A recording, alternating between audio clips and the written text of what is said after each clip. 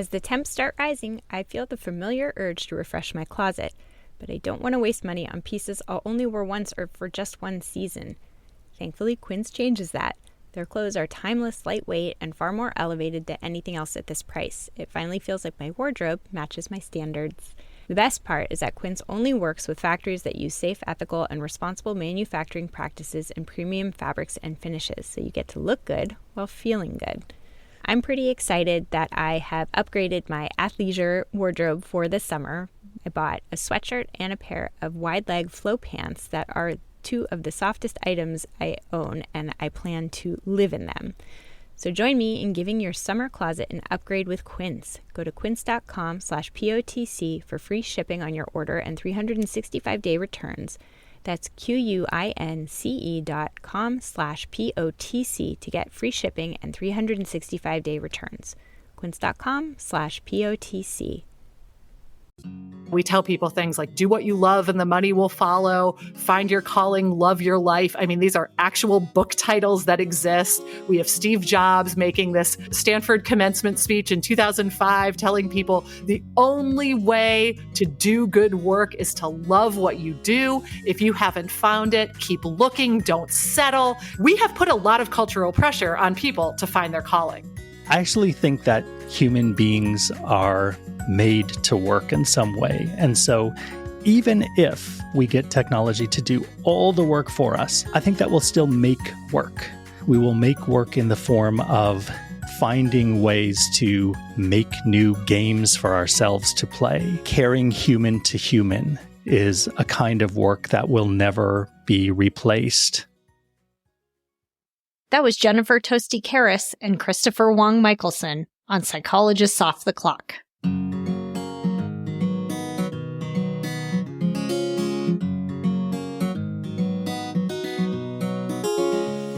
We are four experts in psychology here to bring you cutting-edge and science-based ideas from psychology to help you flourish in your relationships, work, and health. I'm Dr. Debbie Sorensen, a clinical psychologist practicing in Mile High, Denver, Colorado, and author of Act for Burnout, Act Daily Journal, and the Act Daily Card Deck. From America's Heartland, I'm Dr. Emily Edlin, a clinical psychologist based in Chicago, Illinois, and author of Autonomy Supportive Parenting. Calling in from Vienna, Austria, I'm Michael Herold, ACT coach, confidence trainer, and author of an upcoming book on being a better conversationalist and making friends. And from coastal New England, I'm Dr. Jill Stoddard, author of Be Mighty, the Big Book of ACT Metaphors, and Imposter No More. We hope you take what you learn here to build a rich and meaningful life. Thank you for listening to Psychologists Off the Clock.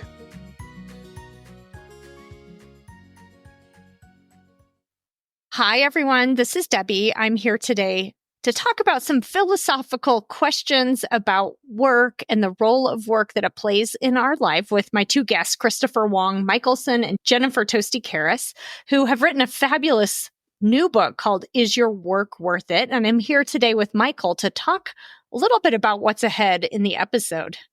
Yeah, this was a really good episode. I find this topic of job, career, calling, a really intriguing one. And I think, since you wrote a fabulous book on burnout, you must know a lot of, is this something that contributes to, people struggling with burnout as well? Maybe not being able to make the distinction or not, being in the right category that they want to be in? Yeah. I mean, I'm not sure if other therapists who work with adults experience this as well, or if it's just because I specialize so much in working with people with burnout and chronic stress and anxiety. But I have these kinds of conversations with my clients a lot who are really grappling with a shift in their understanding of work. A lot of them, they're thinking, I've jumped through all these hoops my whole life, and here I am really stressed out and unhappy and burnt out and anxious and depressed and all these things. And they're kind of questioning some things about their career and about their work life. And I love this conversation because it's with a philosopher, which is Christoper, and an organizational psychologist, which is Jen, who are both Very interesting mix.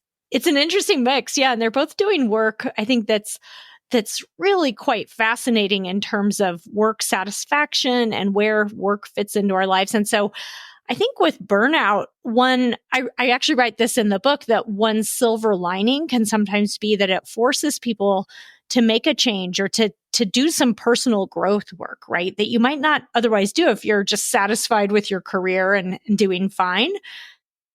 And I think that this book and this interview provide a lot to think about. And often when someone comes to me in that place, maybe they're thinking about changing job or careers, or at least changing something about their work life, right? Their work-life balance, or how they work, or how many hours they work, or something like that. I really encourage people to think big, to think philosophically about their lives and get into some existential thinking around their work and what their work means to them and that type of thing, and where it fits into the big picture of their life. What would be some questions to ask oneself struggling with in that domain? That's a great question. I think I ask a lot of values questions. I ask a lot of questions about, what's important to them, and not just related to work. Often I'll talk to people about their history about work and how did they get into the line of work that they're in and why. I ask a lot of questions too about their current situation. What's the context? One thing I'm trying to help people explore is the difference between, I really care about my work and I'm in a situation where, maybe I'm too stressed out, or there's a problem with my workplace culture and I need to do something about it. Or, is this really not a good fit for them? Is this not what they want out of life? I think I want people to reconnect with the sense of vitality and having a meaningful life, whatever that looks like for them. And so sometimes for me, when I was burnt out, this was the case. Sometimes people actually do really have a meaningful career and a good job. They're just kind of going through a rough patch and they're going through a stressful patch. And if they can make certain smaller changes in their life and how they're interfacing with their work, they can actually come out of the other side of burnout and be in a better place.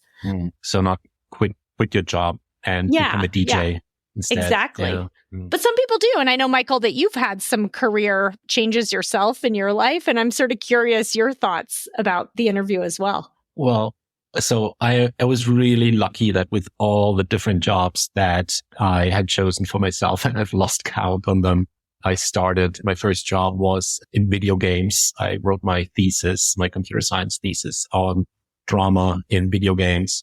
Then I switched over to making 3D computer graphics. Then I fell in love with making computer animations and Saturday morning cartoons. And then I realized that has kind of like burned out. That candle is kind of like a little bit done for me. Like I've used this up and I found something much more meaningful, and I became a public speaker, and then I became a coach. And all of those transitions were more or less on purpose. Like I knew I wanted to flip and I knew where I wanted to go. And at the same time, all the time, I fall into one of the predicaments that comes with having a calling that you three talk about as well in the interview, is that when you have a calling, the payment or the work conditions might be questionable. And I've certainly had a lot of situations in my life where talking about a salary increase immediately led to, there are 1,000 people that apply for your job every week. It's like, we could, pick someone else. Not in those exact words, but there was certainly a certain sort of penalty, a lot of beauty to working in my calling, but also a financial penalty. Like an undervaluing, it sounds like. Being paid your worth, because you're thinking, oh, I'm so lucky to get to do this. Maybe then you don't get paid well enough or don't get, adequate benefits. Look, we won this award. We'll celebrate it. And then, why? Like, this is good enough. Like, you won an award. You should be happy. We're not going to give you an increase in your salary. So one of the things that we talk about in the interview is, what would you do if you don't have to work? Is it better for us to be working? And if you were in a financial situation where, you could retire earlier, you didn't have to work. Michael, I'm just curious, what are your thoughts about that for yourself? Oh yeah. When I heard that part, I was reminded of something I've been telling myself for a long time now. And that is, I'm really happy that I have to work, capital letters and have to work, in order to pay my bills. Because if I would win the lottery or marry rich and be a trophy husband, which is still one of my aspirations. But I do recognize that if I did not have to work, I would probably get so avoidant that I didn't work, and then I would be miserable. If I don't have to, I'd probably spend my time with all the leisure things that I talk about all the time on the podcast, thinking that this would be really brilliant. And I know in my bones, I know that I would be miserable. And so I'm really glad that there's this mix of get the hours in and you love your work and you get paid for it and you treasure your leisure time and doing things in there. It's so funny because I think there's such a grass is greener phenomenon here where it always sounds so nice to just have all this leisure time and to never have to work again and to be able to just rest all the time and have fun. But I do think that sometimes, I've seen people go through retirement or be between jobs and they have that sense of unfulfillment. And so it is interesting because I think that's often the case, right? If left to our own devices, maybe it wouldn't be so good for us. To not work. But it's an interesting question, I think. Yeah. Well, I'm planning to recommend this conversation to clients that I work with who are struggling with existential questions about work and who are putting a lot of thought into work in their life. And so I hope that you'll feel the same way when you listen to this conversation. I have two guests with us today. Christoper Wong Michaelson is a philosopher with 25 years of experience advising business leaders in pursuing meaning and providing work with a purpose. He earned his PhD from the University of Minnesota and has worked as a consultant in a business ethics practice at Pricewaterhouse, full-time faculty teaching corporate ethics at the Wharton School of the University of Pennsylvania, faculty at NYU's Stern School of Business, where he still teaches, and on one of the largest business ethics faculties in the world at the University of St. Thomas. Welcome, Christoper. It's great to be here, Debbie. Thank you. Thank you. And my other guest, Jennifer Tosti-Kharas, is a professor of management at Babson College. Her research on meaningful work, work as a calling, and employee sustainability efforts has been published in top journals, covered in international news outlets, and recognized with Best Paper awards by academic publishers. A former management consultant, Jen works with both companies and individuals to craft meaningful careers and appreciate the risks and rewards of work as a calling. She holds a BS in economics from the Wharton School of the University of Pennsylvania and a PhD in management with an emphasis on organizational behavior from the Stern School of Business at NYU. Welcome, Jen. It's so nice to have you here too. Thank you so much, Debbie. Happy to be here. Well, you both have a lot of credentials, so many that I had a hard time condensing your bios down, but which is pretty amazing. I think you both have a lot of experience. And together, Jen and Christoper have written a brand new book called Is Your Work Worth It? How to Think About Meaningful Work. And just to orient our listeners a little bit, this is a book that's kind of an investigation into the purpose of work and what it means to us in our lives. And the book explores really important questions about work, like, should you work for love or for money? How much should you work and when should you work? And what kind of mark will your work leave on the world? And so reading the book, I think it's a really terrific book. And I think it'll help our listeners think more deeply about the role of work in their lives. And I hope the conversation today will as well. So to kick things off, I'm really intrigued by the story of how the two of you came together because you're from very different backgrounds. Jen, you're in organizational psychology and management and leadership. And Christoper, you're in philosophy and business philosophy. So I was wondering if you could tell the story of how the two of you came together to write the book. I think that the story of how we came together is very similar to the story of the complementarity of our disciplines. So psychologists typically study how the world works, how people actually behave. Philosophers stereotypically study how we ought to behave. And after the September 11th terrorist attacks, I think everybody in the world was really kind of reflecting upon, number one, how can those lives that were lost prematurely, how can we honor them in some way? And also, what does this mean for how I should live my life? And Jen and I, we didn't know each other at the time. We were both living and working in New York City. We were reading, like many people, the New York Times Portraits of Grief, which were brief biographies of victims. And I remember thinking when I was reading them that these are not only accounts of lives well lived, but also lives that we can learn from. And so I was a new academic at the time, and I was thinking, in some way, I want to use these portraits in a study for how we can make our work and lives more meaningful as a way to both learn from and honor the lives of victims. But I didn't know how to do such a study. And it wasn't until a few years later when I met Jen and I described this idea that I found the person who could do this study with me. Yeah. So Debbie, you mentioned that Christoper and I both have a shared institutional affiliation, which is NYU. And so Christoper is still on the faculty there. He was on the faculty at the time that we met. And I was a doctoral student, and my advisor, Amy Resnesky, is a, kind of a pillar in meaningful work research and research on the meaning of work.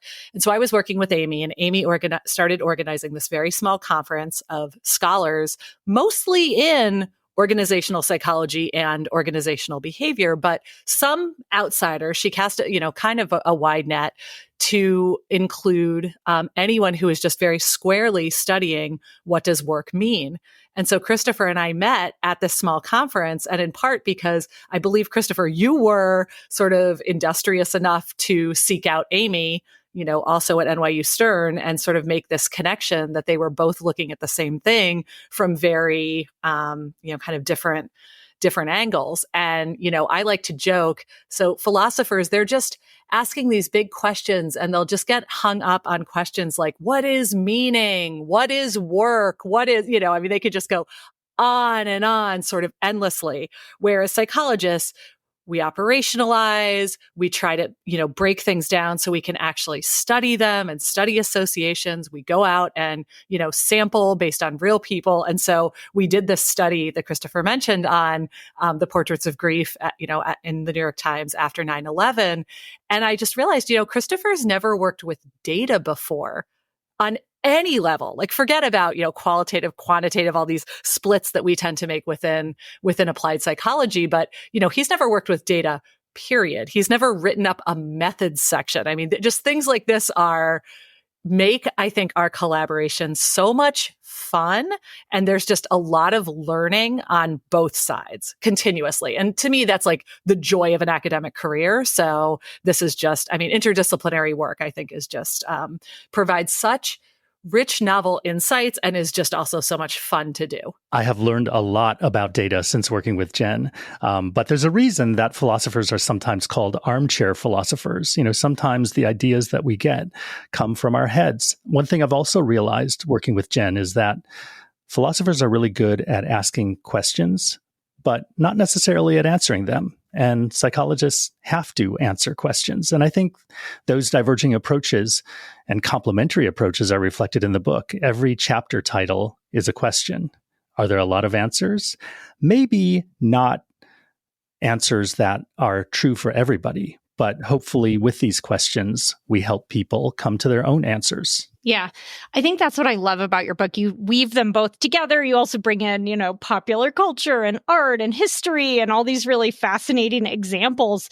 But it's both, right? There are definitely some psychology concepts in there. And then also just some really deep questions that I think I could relate to them in my life and in the world around me. You don't necessarily give people the answers or a how-to guide, but just a way to think through some of the big questions that I think are really important as we're all trying to navigate work and life and kind of pull it all together in a meaningful way. I want to ask a little bit more about September 11th, because there are two big historical events that were kind of woven in throughout the book, September 11th and then COVID, which I think both really did change a lot related to work here in America, at least, and beyond, I'm sure. Starting with those portraits of grief from September 11th, because, some of those stories that you told in this book, I think were really touching and beautiful. Could you just say a little bit about why those were relevant to this book, a little bit more about that, and then just kind of a few examples of some of the things that you learned related to work from looking at those? Let me start. So I still remember where I was literally when Christopher proposed this project. He said, I want to study the portraits of grief to better understand if work was mentioned in these, tragically completed lives, but they're completed lives. It's really a symbol of what was most meaningful to these lives in the eyes of those who knew them best. And he said, I just want to see if work was mentioned, how was it mentioned? What role did work play, if at all? And I thought that is so brilliant. It just instinctively made so much sense to me, because here you have an account and it is within a full life. It is looking back, and of course it is doubly mediated through the eyes of those who knew the victims best, and then again through the New York Times journalists who put the portraits together. But it tells this sort of cultural account. It's an individual story, but collectively, they tell this cultural account of what is important to these lives. And not just, and so again, this is a real disciplinary bias. Typically, when I talk about meaningful work, I'm talking about through the eyes of the people doing the work. I'm in the head of the person doing the work, like a psychologist would. So I often say things like, well, work meaning is made very idiosyncratically, very subjectively. I could have an objectively meaningless job, but it is meaningful to me. And so studies have found that in zookeepers and hospital cleaners. And, this work is deeply, deeply meaningful, despite externally we might see something different. And Christopher is always the one to say, but there is some kind of an objective or maybe it's a societal or a cultural lens on what makes work meaningful. Meaning, I may think my work as a terrorist is a calling from, my higher power. But I think we want to stop shy of saying, therefore, that is deeply meaningful work that does good in the world and good in society, right? We would want to actually lessen people's own, inner desires if they are in fact counter to a peaceful society. So because the 9/11 portraits are through the eyes of others, they're certainly not substitutes for what people felt about their own work and their own lives. They might look very different, in fact, from how those people would have answered.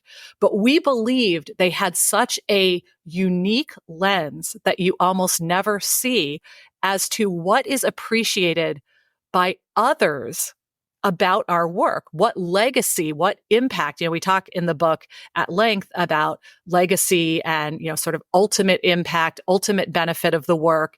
Those with whom we're close have a really unique investment in our work. And we almost never hear from them, what is the value of that work to them?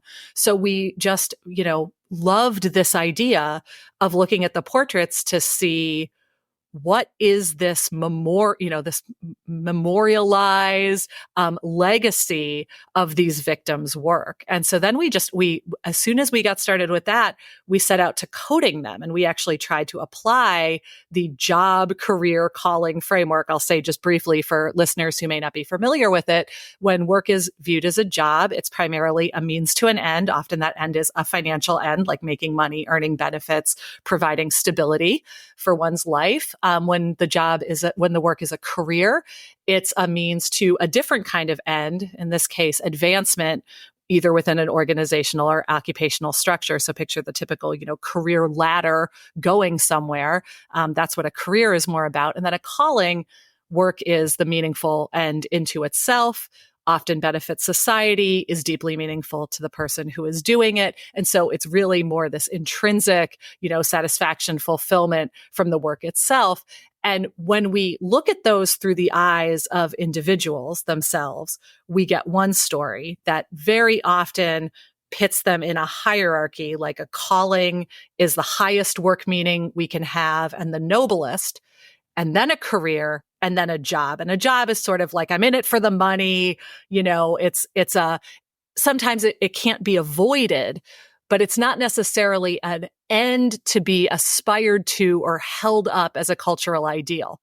However, when we look at these third-person perspectives through the portraits on work, we see a very different story. And I'm actually going to invite Christoper into this conversation. He is much better than I am at remembering the individual portraits. And there's specifically one that we often reference that I'd love him to talk about. So just to provide a few examples of jobs, careers, and callings in action, we expected from this study that there would be a lot of stories about firefighters living out a calling, a higher calling to save the lives of others, possibly at the expense of their own. Interestingly, though, what we didn't expect to find, that we did find as well, was firefighters with jobs who were counting the days to retirement and planning to retire early to take on a second career and live in part off of a generous pension. We also expected financiers who loved making money and competing. But similar to the first responders, we also found financiers who were in it for the camaraderie, for the companionship of their coworkers. And there were some family members who tragically were interviewed for these portraits who said, well, at least they died with the people they loved. And they said that about both traders and firefighters and others. I think another surprise was that among administrative assistants, there was often a career orientation whereby rising up in one's career included working on a higher floor for a more prestigious firm in the World Trade Center. And maybe for those of us who haven't worked in clerical positions like that, that helps us to appreciate how advancement can be part of any kind of occupational hierarchy. I think the portrait that Jen is talking about, though, is about a guy who was a delivery worker for a restaurant in the World Trade Center. His name was Juan Ortega Campos, and he was described in his portrait as, quote, just a delivery boy to the suits to whom he was delivering the food. But, and I'm paraphrasing, to his family back home in central Mexico, he was a brave adventurer who called home every day, came to America to send back money to build a dream. And so he was the very picture of success to his family. And I think the way that that portrait is written suggests that we often look down upon the work of somebody who is just working for money at a job that may not require special skills or education. But the way in which this portrait portrays the work of Juan Ortega Campos and what it meant to his family showed us that the right job can be just as heroic as a calling. And by the way, I just want to say one more thing, which is that the poetic nature of that portrait and so many of them, that's not our work. That's the work of the New York Times journalists and the family members that they talked to of these victims. I think that those were so touching to read about in your book. It made me want to go back and read the originals, which you said they're in a book now. They have been published in book form. Yeah. And they're also archived online. Because I remember reading some of them back then at the time that they were coming out. But they capture the complexity. And I think one thing that stood out to me is how for some people, work was a big part of their story that was published. And for some people, it was barely mentioned because they were focusing on other elements. And I think that's so reflective of how work for some people is so important. It's just probably one of the main things in their life. And for other people, they might work, but it's not necessarily going to be the story of their life in the way it is for someone else. That's exactly right. In fact, in nearly every portrait, because the vast majority of victims had died at work, their workplace was mentioned. But in somewhere around 2/3 of them, that mention of work was just about it. And the rest of the portrait was about the rest of their lives. And so in our coding process, we considered those to mention work incidentally. And it was really a minority of the portraits that actually we subjected to the job career calling analysis. Now, turning the conversation toward COVID, which was more recent and in some ways to me personally feels like it started a million years ago, but it was 4. And so I think we're still kind of really, in a sense, in the immediate aftermath, just in terms of how it's still affecting our lives and the world. But I'm really curious because you do mention many, many things about COVID, and this might be a big question. But, if we were going to fast forward 20 years from now ahead, what do you think some of the lasting effects of COVID would be in terms of the world of how we work? It's such a good question. And I agree. I feel still sort of like I'm in COVID, and I can't believe how quickly we seem to have come out of it in some regards. So I'll find myself at like a big, mass event, a sporting event or a concert or something. And I'll think, wow, it all went away. And now it's like all back as though it never happened. And yet I think we see these immediate vestiges in the big one that I talk about a lot is not wanting to return to the office. So this notion that if our work did not require 5 days in the office, people don't want that anymore. And we've seen that it's possible. And so once people got a taste of it, I mean, just these negotiations about 2 days a week, 3 days a week, but I get to choose which days, this is an immediate legacy. Of course, given the topic of the book and where sort of Christoper and I live with regards to these things, it's hard for me not to see the lasting 20 years impact of COVID, maybe in 2 ways that I'll talk about. I think the first was there's a lot of fear about what's called in a blanket term, the future of work. And it usually looks like worrying about things like automation, self-driving cars, what's generally called as technological unemployment. So AI, of course. So AI, what if AI comes and now it can teach all my students and write all my books and, do I have a job anymore?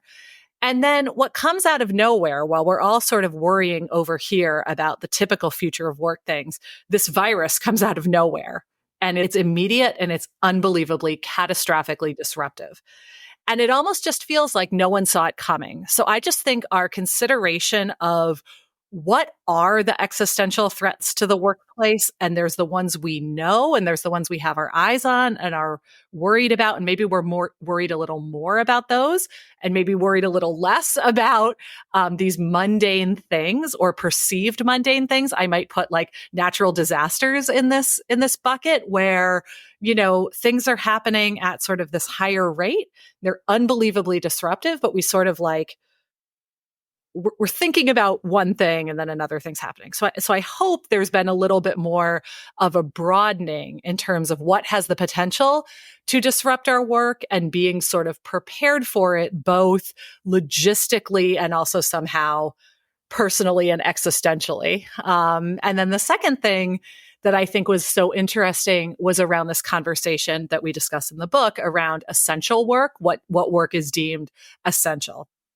And just this simultaneous realization that much of the work that was the most essential in the COVID pandemic is that which we do not sufficiently recognize and protect as a society. So we're cheering on the healthcare workers who are, putting their lives at risk every day, but it was really salient during the pandemic. And we're, bending over backwards to thank delivery workers who, went and shopped in the stores for us and then delivered us our groceries at home, or delivery drivers, or people working in those stores as cashiers. We all did our sort of lip service to how essential their work is. But I'd love 20 years on that we not only sort of kept, and again, I feel things are already sort of backsliding and we're back to just like demanding our deliveries the next day and we're impatient with our wait staff and things like that. But, there was, to the extent that there was this nice side of COVID, it was this sort of recognition of the shared humanity of everyone, that sense that we're all in this together, and that we saw people putting their very lives on the line to perform essential services. And we felt so grateful for that. And I'd love to see some of that gratitude, both in terms of societal recognition, but also maybe a little bit like putting our money where our mouths are, because we also saw a great resignation. We saw people, especially within the healthcare industry, the education industry, the services industry, food service, resigning en masse to say, we have not been sufficiently compensated for our efforts. We have been putting up with really substandard working conditions. And so it's never okay to allow that, right? The pandemic shines a spotlight on it, but how did we get to this place where so many people were working in, just conditions or for salaries that are unsustainable? And so when we talk about this conversation that I'm a part of, as I'm a careers research about sustainable work, sustainable careers, it doesn't just mean a career I can find meaning in or meaningfulness in over the span of my life. Of course, that's part of it. But, what work can we as a society sustain and protect, because we don't want to lose it. It is that essential, even if it's not always glorified or sufficiently recognized. Mm-hmm. Yeah. Well, this is actually a great segue into talking about, this idea of work being a bit of a social construction, even down to what we think of as work. And as a quick side note, I was kind of exploring that question in my book on burnout, because we know that burnout is something that always happens to people in the context of work.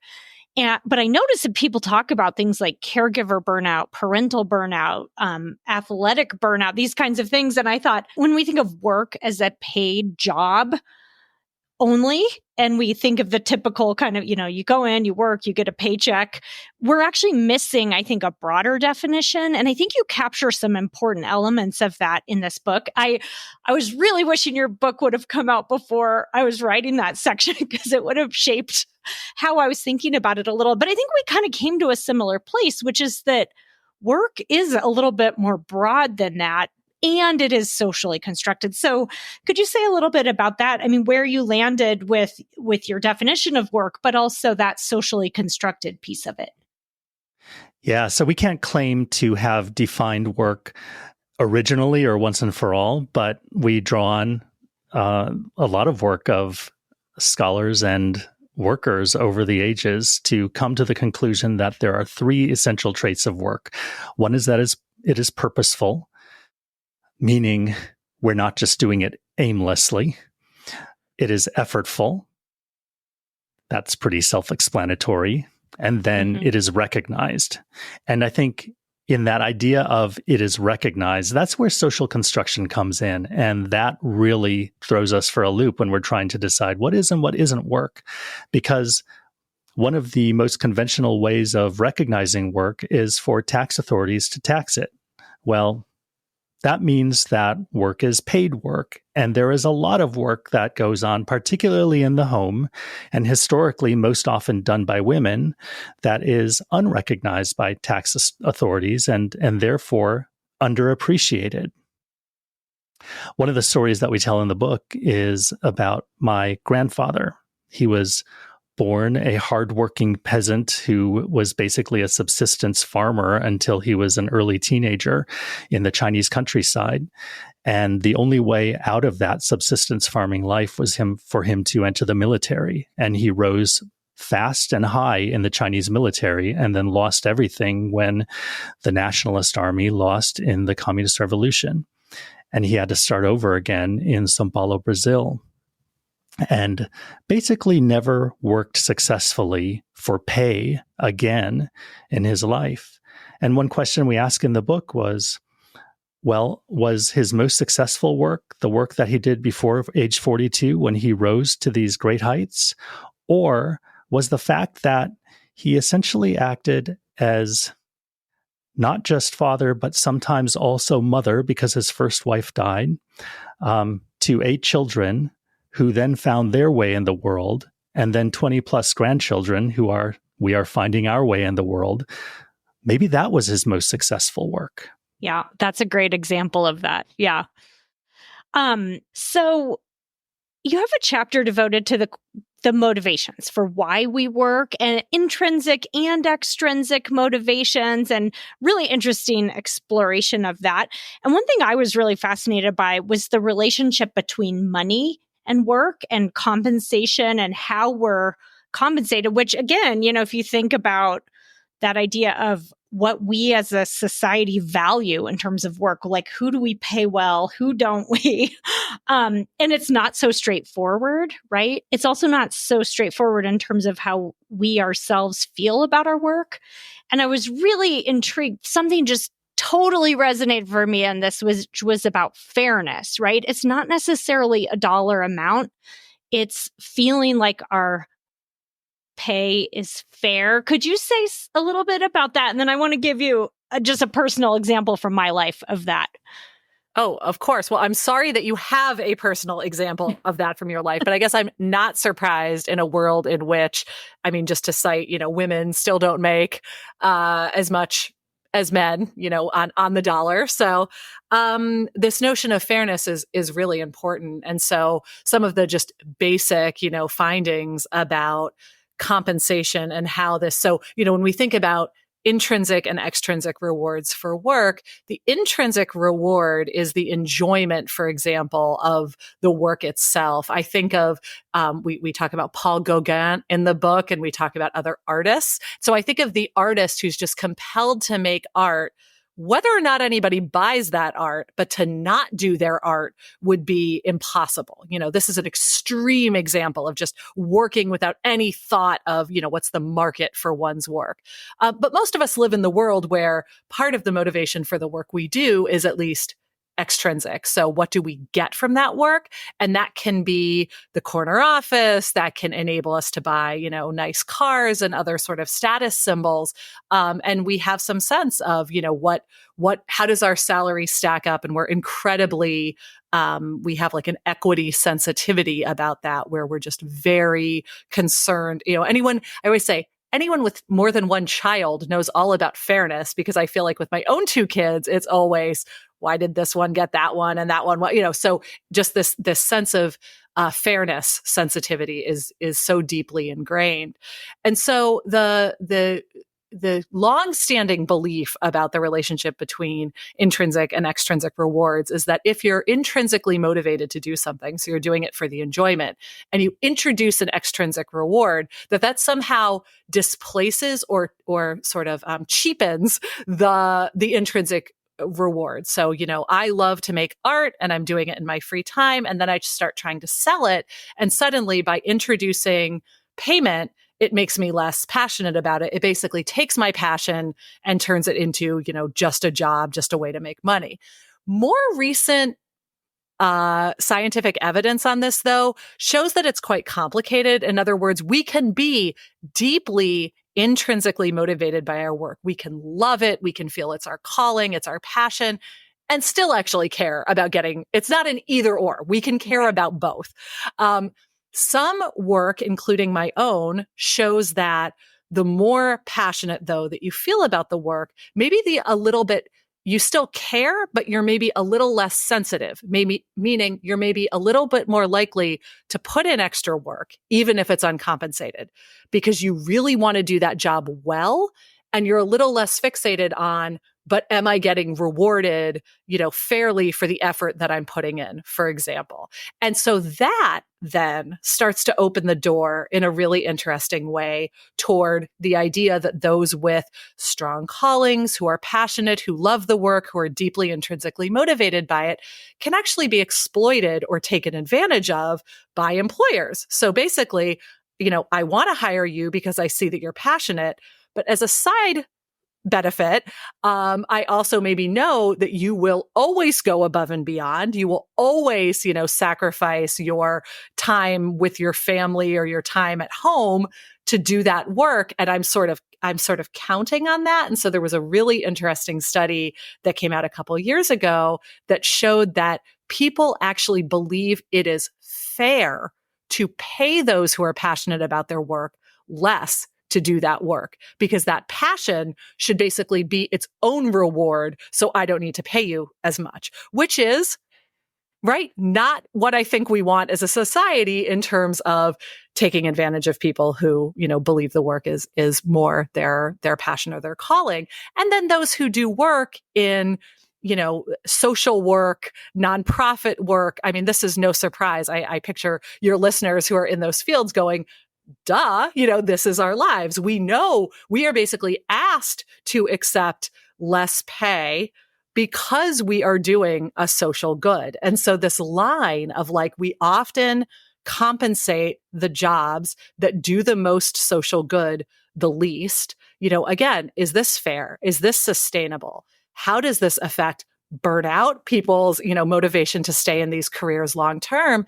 And if we want people to be in caring professions, helping professions, nonprofit work that serves some very important social end, how do we make this work fairly compensated and sustainable so that people don't reach some kind of a threshold and either want to or have to leave it because they're not making enough to, potentially to survive on? Yeah. So my story, it's actually really similar, I think, to what you were saying earlier, Jen, which is that, so I didn't go into the field of psychology to make the most money possible, because it's not the field that's going to do that. And I hope I don't sound like a jerk for saying this, because certainly, I get paid enough and many people don't.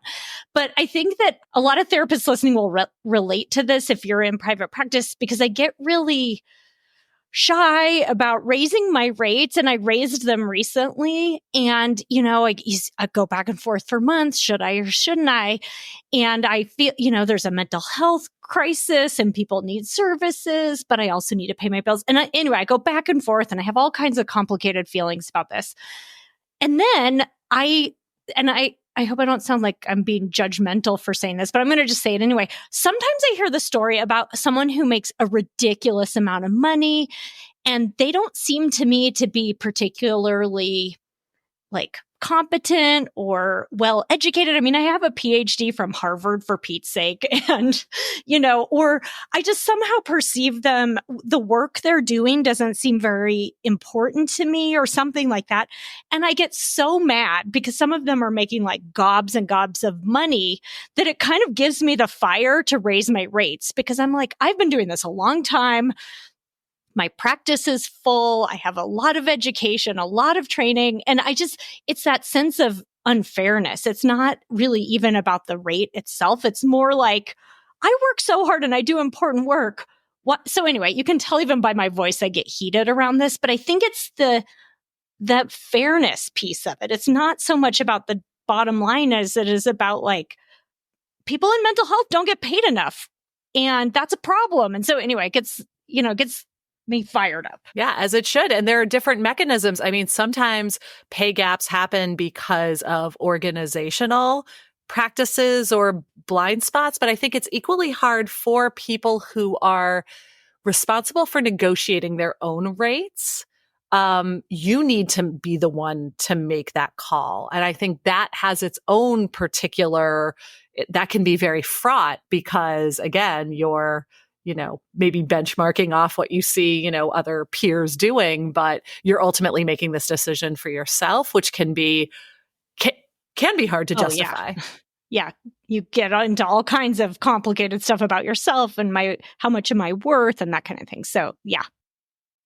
So I want to talk a little bit more about the idea of callings, which you've talked about several times. And I feel like I have a little bit of a calling toward the work I do as a psychologist.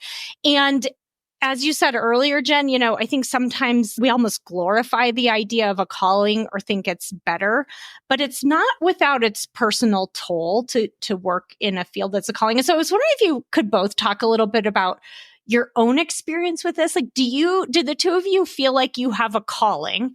And if so, what do you think are some of the downsides of working in a field that's a calling, or what are some of the personal tolls that might take on a person? I think I do have a calling toward being a professor and toward being a writer, which is part of the job of being a professor.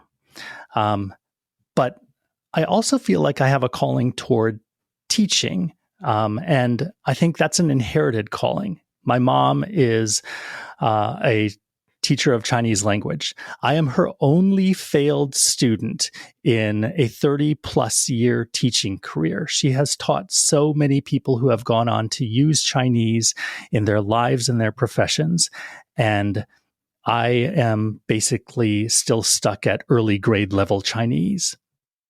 But she's made such an influence on her students that she inspired me in some ways to be a teacher.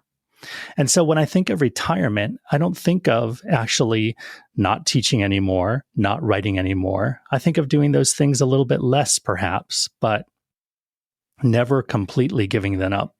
And I think that's part of the sign of a calling and part of the cost of a calling, because even when I'm on vacation, I can't have a good day unless I've done some good writing. And so one thing that I've learned to manage that workaholic component of a calling is to wake up earlier than the rest of my family and get a few hours of writing out of the way so that I can play with them for the rest of the day. And I'm always like, Christopher, you're on vacation. It's cool. Don't write. You know, like I'm not expecting it. A, I'm not expecting it. And B, I will not be writing while I am on vacation. So these are the kinds of, this isn't even interdisciplinary. This is just different personalities that factor in to our partnership. So I feel my work is a calling as well, but my path in was quite different than what Christopher described. And actually our two paths represent, there's this great paper on stories of how people came to find work that they felt was their calling. And there were basically two paths. There were those who kind of knew what they wanted, you know, early calling toward teaching, and then kind of journeyed toward it.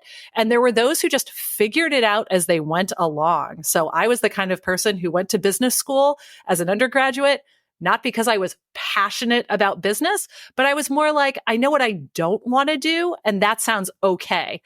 So I've really stumbled along. I mean, I became a management consultant and then realized I couldn't see myself making partner and tried to think about what I really liked. And I really, really liked being in school. I'm a really good student. And I thought, how can I stay connected to that and stay connected to sort of continual learning? And what would it take to, you know, I had an early, in my undergrad career, I was a TA for a class, and that really shaped me. Like I could be on the other side of the classroom. I could see that. And then I thought, how do I become a professor? Either I need a PhD. It was very like instrumental. Like I need a PhD, or I need to be at the end of a long and illustrious business career and then come back and, you know, sort of teach that way from my experience. What's the basis of my knowledge? Is it, you know, studying, or is it experience? And I said, I'll take studying. So I feel I can't imagine loving a job more than I love my job as a professor. And I do. I love the teaching component. I love the scholarship and writing component. I love maybe a little less the service component where I'm sitting in committee meetings and, you know, arguing about curriculum and things like that. But I really love it. But it's not that I always knew I wanted it. It's that I have really, I think, stumbled into it and fell into it. And so back to the question of, do we over glorify calling? 100% and absolutely. So I think we've come from this place of, you know, early and sort of the mid, you know, last part of the century, mid 20th century, to say work is drudgery. We're counting the hours. We're looking at the clock. When can we finally leave this office and, you know, go lead our real lives? We sort of swung very far in the opposite direction to say, find your calling. You know, we tell people things like, do what you love and the money will follow. Find your calling, love your life. I mean, these are actual book titles that exist. We have Steve Jobs making this Stanford commencement speech in 2005, telling people the only way to do good work is to love what you do. If you haven't found it, keep looking, don't settle. You know, we have put a lot of cultural pressure on people to find their callings and to know, to almost be like a Christopher, like, what is it? It's out there and I'm going to journey toward it. And so then we get students in our offices who are like, what is wrong with me if I don't know my calling? So I teach at Babson. It's a school that's known for entrepreneurship. And so we tell them, where should your entrepreneurial idea come from? what do you love? What are you passionate about? And they'll sit there going, if I don't know already, I'm 18. If I don't know, what's wrong with me? And so obviously, this isn't what we want either. We want our students and our kind of young, early career people going out. And I always say, just have experiences, good, bad, or otherwise. You're learning something, and you're learning something that you can bring forward as maybe you're not this person who it's out there and I'm journeying toward it. I'm just going to stumble into it, but you can't know unless you're just having experiences, taking your best guess at something that you think you're reasonably good at and can actually, get a job doing. And that might be, I hope it's interesting for you. I hope you don't hate it. But I think we've put an awful lot of baggage on people that you've got to love it. You've got to do what you love and it won't feel like work and all these kinds of things. And that's a really high bar for a lot of people. Not to say the least of, we both said our work is our calling, but there are days it absolutely does not feel like a calling, right? So no job feels like a calling or feels deeply meaningful day in and day out. Every job has necessary evils. And so that's sort of, what are my expectations going in versus the reality of what I'm presented with. And then we put this giant societal expectation that everyone should be out there, finding their callings. It's a lot of pressure, I think. And I think it's unreasonable for how most people, actually go about doing this. So just to set the record straight, I didn't know that I wanted to be a philosopher when I was a kid. In fact, I didn't even know what a philosopher was. I was the most clueless college graduate in the history of college graduates when I graduated with a bachelor's in philosophy. All that I was qualified to do was to go to graduate school in philosophy. And I did know that I liked to study the meaning of life. I thought there was no more important question than asking that. And I think it is absolutely crazy that now I get to study the meaning of work, which is such a big part of the meaning of life. And I feel extraordinarily lucky. But I was just talking with my students yesterday about this very pressure that Jen is talking about. Not only do they feel pressure to be employed out of college, but they also feel pressure to be called to that employment out of college. And as Jen says, that's really unfair. One thing that I think is especially unfair is the way in which oftentimes higher education nowadays is looked upon as preparation for a career. I think we fail our students if the only thing they're getting out of a college education is job preparation. But at the same time, I feel like we fail our students if we don't prepare them for the working world in a realistic way when they graduate. I would love to hear both of your thoughts on this idea that maybe we care too much about work, and that's part of why people are under so much pressure and stress and burning out left and right. And so you hear arguments from some people that we should just kind of care less, disengage a little bit, keep it better boundaries on our work, but to the point of kind of like emotional detachment a little bit. Like, don't put so much meaning into work. Instead, we should just, call it in a little bit. What do you think? I'd be curious both of your thoughts about that. Just last week, I saw a news release that Gallup's annual engagement survey came out, and employee engagement has reached an 11-year low, which surprised me a little bit. I've followed this statistic over the years, and the reason that it surprised me was that just last year, in its most recent job satisfaction survey, the Conference Board reported that job satisfaction is at an all-time high. So why is satisfaction so high and engagement so low? And I'm still puzzling over this, but I think it has something to do with what you're talking about. I think that job satisfaction can be influenced by things like the ability to work remotely or on a hybrid basis, the flexibility that work offers.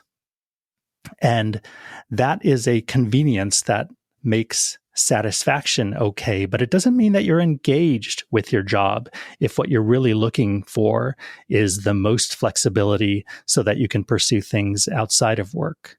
So I think there's a bit of good news and bad news on both sides. If satisfaction is what you're looking for because you get your life satisfaction away from work, then maybe job satisfaction is enough.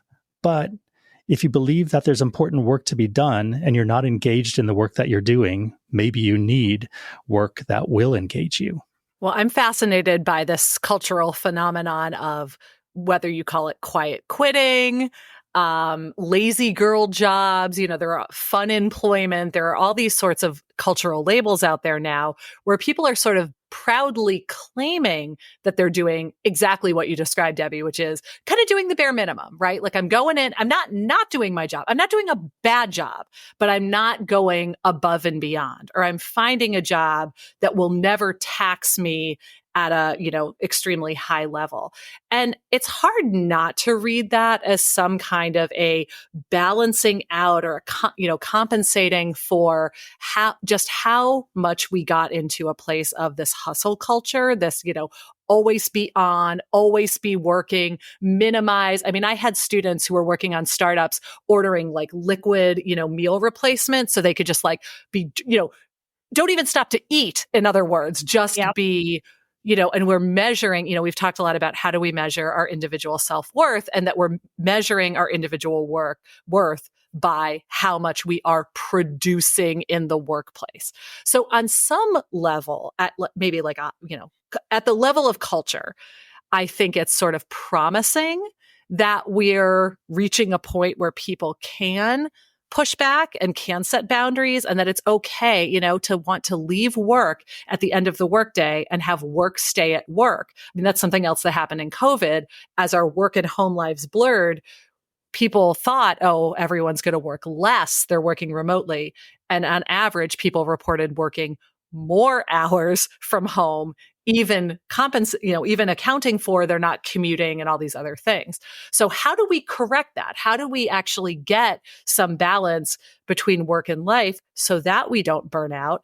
But then it's hard not to also agree with you that, nobody wants to hire an employee thinking, oh, they're never going to go above and beyond. They're here to do the bare minimum. I mean, that's also not very, very satisfying for us to hear. And, thinking, oh, I'm deeply invested in my work, but my coworker, maybe with whom I'm closely working or interdependent is like dialing it in, right? So it's not necessarily a great solution, but I certainly understand where it's coming from, because I think people are sort of proudly claiming this in defiance to work just like owning their lives. And I think that's probably like a healthy course correction.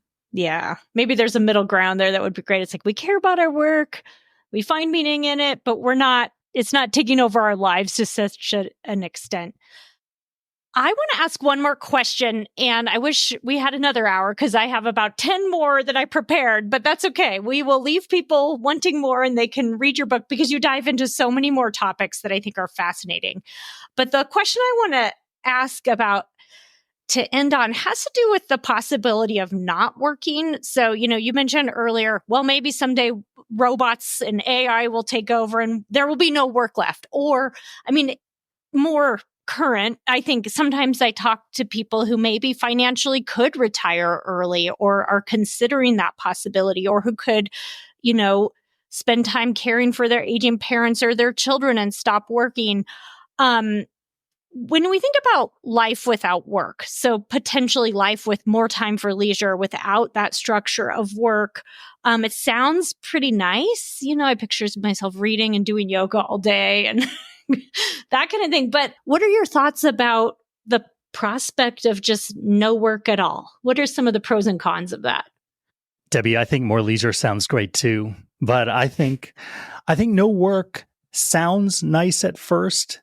But maybe after a few weeks of no work and just playing golf or sewing or doing yoga, those things might start to get a little bit boring, kind of like work as well. I actually think that human beings are made to work in some way. And so even if, and I don't believe this is a real possibility, but even if we get technology to do all the work for us, I think that will still make work. I think that we will make work in the form of finding ways to make new games for ourselves to play. Caring human to human is a kind of work that will never be replaced. One of my favorite parts of writing this book was an opportunity as a philosopher to get outside of the thoughts in my own head and to actually talk to real people about their work. And one of my favorite conversations that we had for writing this book was with a guy who we call Robert Guest in the book. And he is a military veteran who currently works as a part-time street sweeper. And I actually got to know him because I rented a car from him off of an app called Toro, which is kind of like an Airbnb for cars. And he lives on a converted school bus that he's planning to drive down the Pan American Highway to a beach in Costa Rica where he's going to park it and live off the income of his disability pension and his Turo income. And even Robert, who dreams of this life of leisure, looks back fondly on his time in Afghanistan as maybe the most meaningful work that he ever did and will ever have the opportunity to do to try and bring order to a chaotic society. And even though he might be living on a beach, he told us he dreams of being kidnapped by pirates. That would be an exciting way to go. So I think that we'll make work for ourselves to make our lives interesting, even if we don't have to work. Yeah, I'll maybe just chime in to say, I do think we have lost what it means to be truly in leisure. I mean, I think leisure feels like a break from working, but I'm not sure we appreciate it in and of itself, and that we even know what we would do with ourselves if we had that kind of time. I mean, I think we're just so conditioned and structured. You know, the expectation in certainly American society is when you are of age to be an adult and be working, you need to have an account for your time. You know, it's not societally acceptable to just say, I choose not to work. I mean, people do it, but it's seen as this sort of societal, failing. And so as a result, we're structuring our whole lives around work in the workplace and then not really asking that question of, and I think part of it is the abundance of choice. What would we do if we weren't working? And we've never maybe had to contemplate that for a long amount of time. I mean, the typical, excuses to not work are you're injured, you're caring for a child, you're caring for a loved, in other words, you're not working because you're doing something else that's taking a lot of your time. It's not just like you're free, you're off.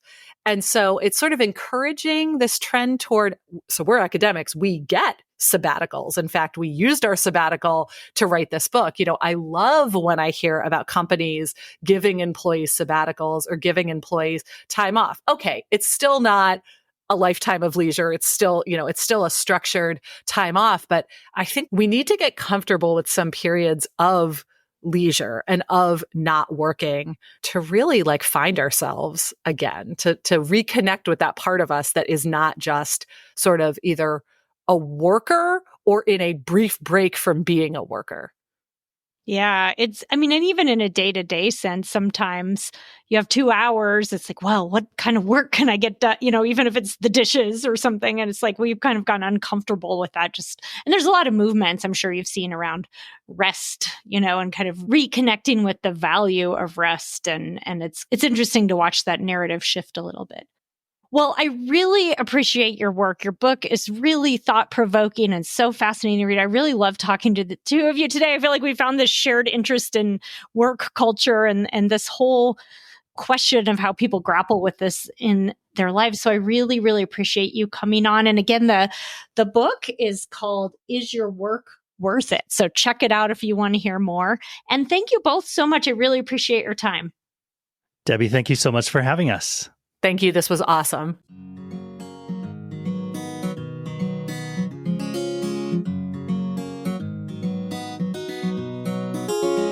Thank you for listening to Psychologists Off the Clock. If you enjoy our podcast, you can help us out by leaving a review or contributing on Patreon.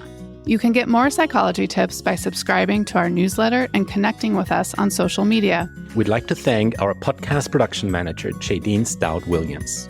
This podcast is for informational and entertainment purposes only and is not meant to be a substitute for mental health treatment.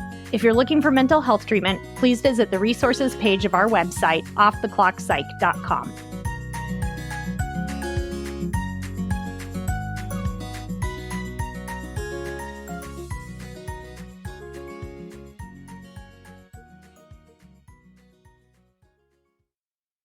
It's so funny that you mentioned the burnout book. I was just talking with a client and she told me that she's reading Debbie's burnout book. And it's so good that she actually thinks about getting the printed book because there's so much stuff in there that if you just listen to it as an audiobook, like so many details fly by. And apparently. Gosh, that's so sweet. Aww. Yeah, apparently your book is out there everywhere. It's just a matter of time before you get your own documentary on Netflix. So any day now. It's so funny because I talked to my dad and stepmom over the weekend for Mother's Day, and they were like, how's your book doing? How are the sales? I was like, I have no idea, because they wait like 6 months before you give you your first royalty statement. So I'm like, I don't know. I might have sold 10 copies. Maybe I sold 100. Maybe you'll never like have to work ever again. And you can listen to that podcast to find a solution to that dilemma. That's right. And then I'll just be like, oh, I'm so sad. I don't have to work anymore because I made millions off my book.